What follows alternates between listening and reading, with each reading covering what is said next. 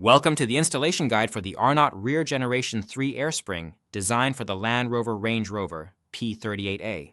This video will walk you through the essential steps to ensure a successful installation. Before starting, ensure you have the necessary safety measures in place, which can be found in the vehicle owner's manual. Lift and immobilize the vehicle properly and isolate any stored energy to prevent injuries or damage. Start by raising the vehicle. Now remove the rear wheel and arch liner. Support the chassis from under the rear crossmember and depressurize the air suspension system. With pliers, or a suitable hook tool, remove the clip that secures the top of the air spring to the chassis.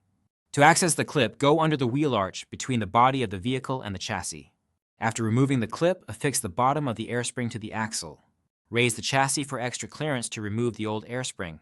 Remove the air spring from the chassis and clean the connections.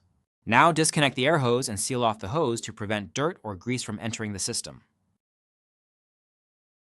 Start the installation process by removing the seal from the air hose.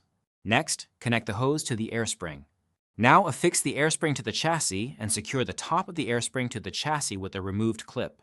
Make sure to tighten all nuts and bolts to the vehicle manufacturer's specifications during the installation process. Slowly lower the air spring onto the axle. Resupport the chassis and fit the clip to secure the bottom of the air spring to the axle. The installation is now complete. Thank you for following our guide on replacing the rear air spring of a Land Rover Range Rover P38A with an Arnott part. Proper installation ensures the longevity and performance of your vehicle's suspension system. Feel free to contact us with any questions.